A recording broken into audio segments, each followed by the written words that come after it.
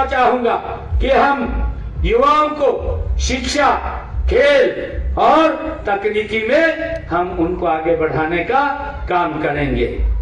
साथियों, और समाज व खाप मान सम्मान को हमेशा हम ऊंचा रखेंगे। मैं युवा साथियों से ये कहना चाहता हूँ, मुझे खुशी है कि आज जब हम दादा बाणदेव जी का जो सपना था, उस सपने को हमने धरातल पर उतारते हुए उसको आगे बढ़ाने का काम करना है।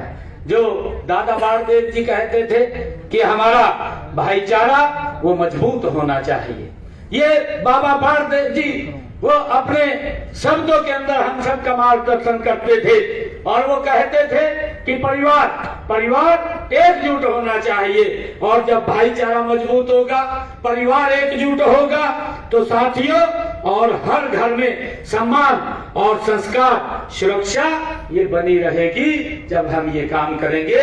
ये बाबा बाणदेव जी ने हमें ये शिक्षा दी है। साथियों, मुझे खुशी है कि हमारी सरकार बाबा बाणदेव जी के उस दिखाए हुए मार्ग के ऊपर निरंतर आगे बढ़ रही है। हम सब जानते हैं कि मैं बड़ खालसा के अंदर था। बड़ खालसा में गुरु तेग बहादुर जी का जो 350वां साला दिवस हम सब हरियाणा सरकार बड़े पत्थर के ऊपर मना रही है।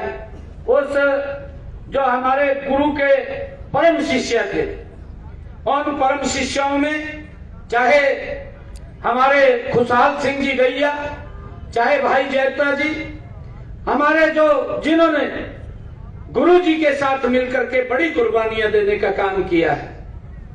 आज हम हरियाणा के अंदर गुरु तेग बहादुर जी के उस 350वें साला दिवस की उसको हम बड़े पत्थर के ऊपर मना रहे हैं, और उसको लेकर के 25 तारीख को देश के यशस्वी प्रधानमंत्री, जिसका जिक्र भी किया गया है कि आदरणीय नरेंद्र मोदी जी हरियाणा के अंदर आ रहे हैं। 2 बड़े कार्यक्रम हैं। गुरु तेग बहादुर जी का 350 साल, जिन्होंने इस राष्ट्र, इस धर्म की रक्षा के लिए अपना शीश तक दे दिया। उन्होंने धर्म नहीं बदला, अपना शीश दे दिया। ये कुर्बानी, ये ऐसी तपस्या, ऐसा इतिहास ये दुनिया में किसी के पास देखने को नहीं मिलता। ये इतिहास अगर देखने को मिलता है, ये भारत के अंदर हमारी संस्कृति का आधार है। भाइयों, हमें देखने को मिलता है। और उनके उस बलिदान को, जो उन्होंने बड़ा महाबलिदान दिया है, समाज के हित में दिया है, समाज की एकजुटता के लिए दिया है। जब औरंगजेब, वो मुगल क्रूर शासक, जब वो इस प्रकार का उसने फरमान जारी किया हुआ था कि मैं भोजन तब करूंगा जब 1.25 मन जनेऊ मेरे सामने तोल करके रखे जाएंगे। कितना अत्याचार वो कर रहा था। वो अंग्रेज औरंगजेब क्रूर शासक, लोगों के ऊपर कितना वो क्रूर उसका शासन था, उनके ऊपर अत्याचार कर रहा था। महिलाएं सुरक्षित नहीं थी, बेटियां सुरक्षित नहीं थी। और उस समय के अंदर जब कश्मीरी पंडित इकट्ठे होकर के गुरु तेग बहादुर जी के पास गए और उन्होंने कहा गुरु तेग बहादुर जी को कि हमें इतने अत्याचार हमारे ऊपर हो रहे हैं, गुरुजी हमारे कुछ आप इसके ऊपर समाधान निकालिए। उनकी बात को गुरुजी ने सुना, गुरु तेग बहादुर जी ने उनकी बात को सुना और सुन करके गुरु तेग बहादुर जी ने कहा, उन्होंने कहा कि इसको रोकने के लिए किसी बड़े व्यक्ति को अपना बलिदान देना पड़ेगा।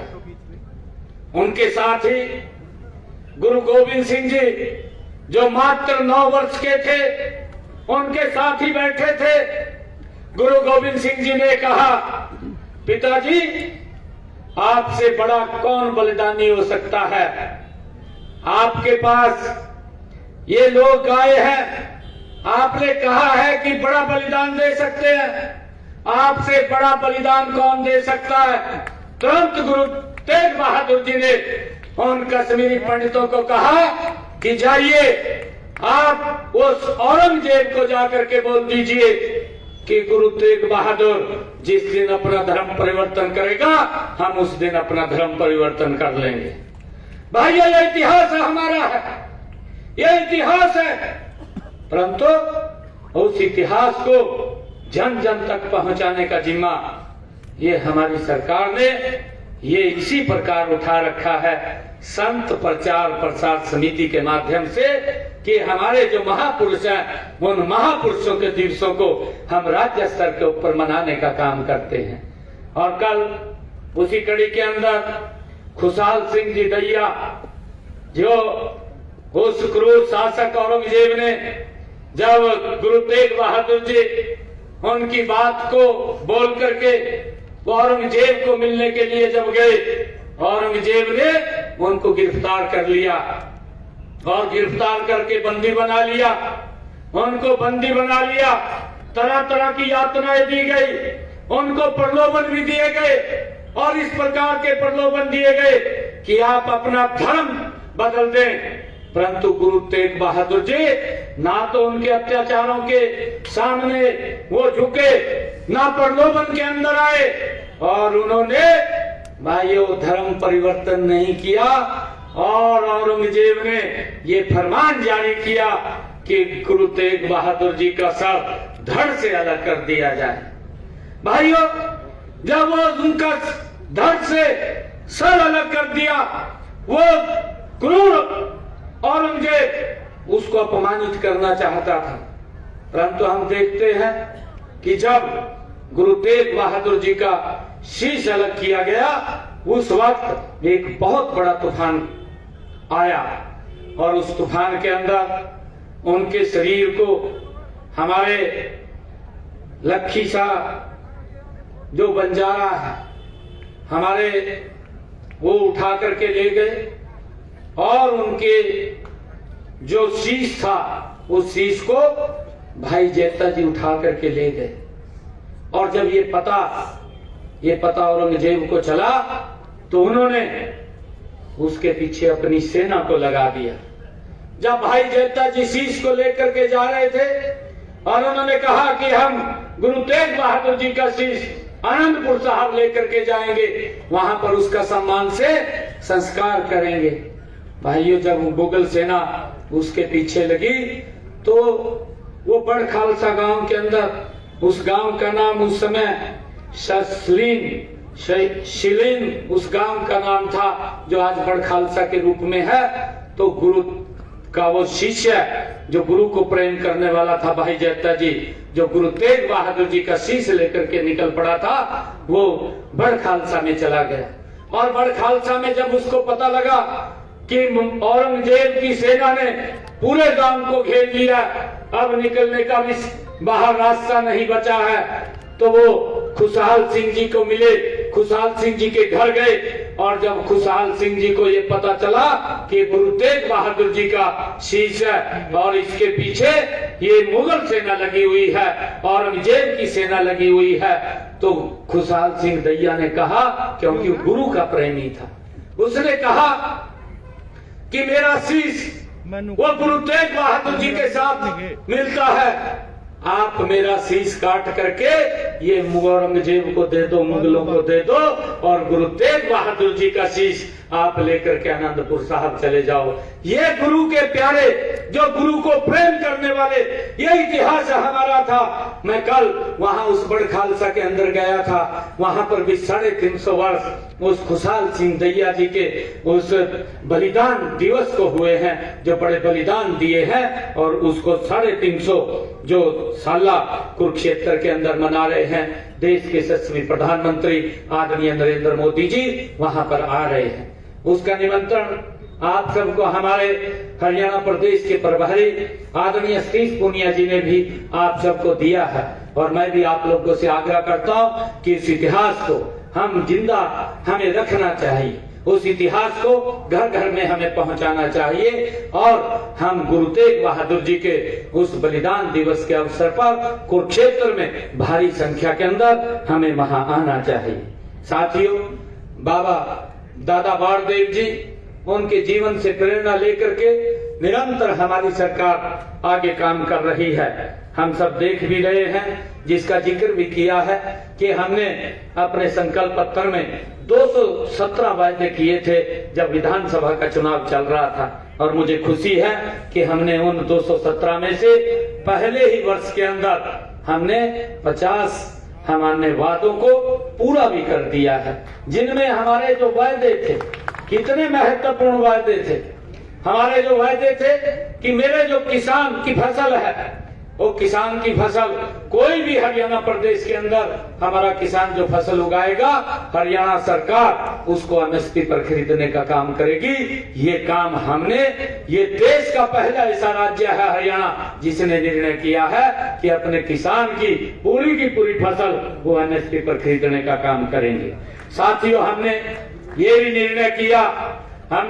निर्णय किया कि हमारे जो ऐसे किसान थे जिनके पास जमीन पट्टे के ऊपर थी, लंबे समय से वो काश्त कर रहे थे परंतु उनके नाम नहीं थी, ये मालिकाना हक देने का काम भी ये हमारी सरकार ने किया है।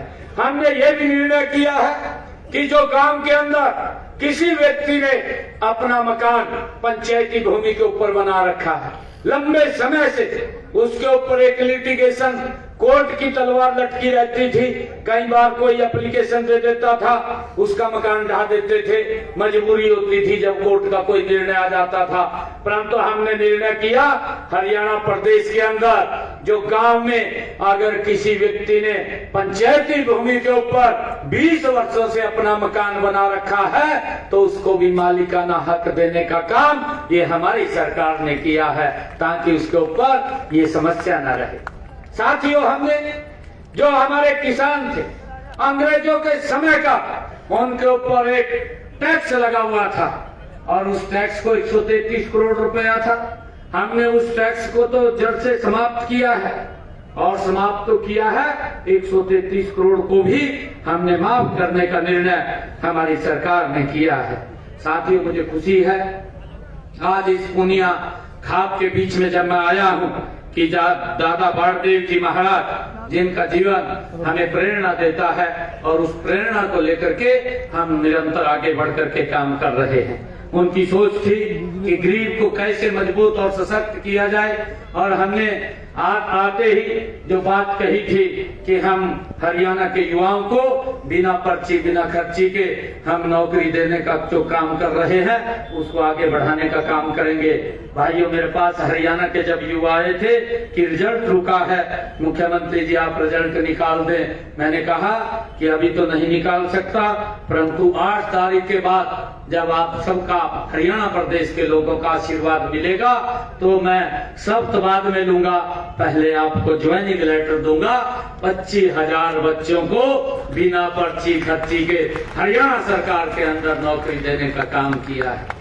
साथियों, निरंतर हमारी सरकार काम कर रही है। हमने ये भी कहा था जिन परिवारों की इनकम 1,80,000 रुपए से कम है, ऐसी माताओं की रसोई में 500 रुपए का गैस का सिलेंडर पहुंचाने का काम ये हमारी सरकार करेगी। ऊपर का जो पैसा होगा वो हरियाणा सरकार देने का काम करेगी। और आज लगभग 19 लाख बहनों की रसोई में 500 रुपए का गैस का सिलेंडर पहुंच रहा है। साथियों, हम लगातार प्रदेश के हित में आदरणीय नरेंद्र मोदी जी के तत्वाधान में निरंतर मजबूती से काम कर रहे हैं और हमारी सरकार आदरणीय मोदी जी के नेतृत्व में आप देख रहे हैं तीव्र गति से आगे बढ़ रही है। उनके मार्गदर्शन में नई नई योजनाएं आज हरियाणा के अंदर अगर आप लोग देखें, सड़कों का एक जाल बिछाने का काम ये पिछले 11 वर्षों में आदरणीय मोदी जी के नेतृत्व में हुआ है। अगर यहाँ से हिसार से चंडीगढ़ भी जाना होता था तो लगभग 6-7 घंटे 8 घंटे का समय लगता था, परंतु आज 3.5 घंटे के अंदर आप चंडीगढ़ पहुंच जाते हैं। ये बदलाव ये नरेंद्र मोदी जी के नेतृत्व के अंदर आया है। साथियों, लगातार हमारी सरकार, चाहे लाडो लक्ष्मी योजना की बात हो, ये महत्वपूर्ण योजना थी। हमने इस योजना के माध्यम से भी हमने साथियों लोगों तक लाभ पहुंचाने का, बहनों को 2100 रुपए देने की वो प्रक्रिया शुरू कर दी है।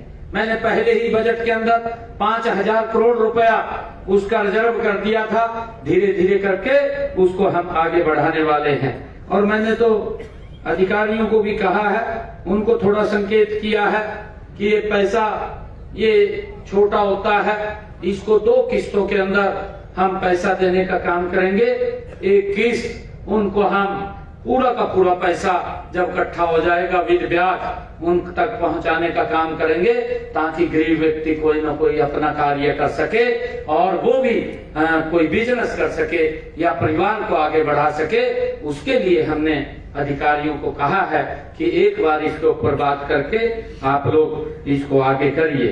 और साथियों, हमने ये भी कहा है कि जो हमारे हरियाणा प्रदेश के अंदर चाहे युवाओं के लिए नौकरी की बात की थी, हमने आगे भी और नौकरियां लगातार जो हमने बात कही थी उसको निकालते हुए युवाओं को रोजगार देने का काम निरंतर हमारी सरकार कर रही है।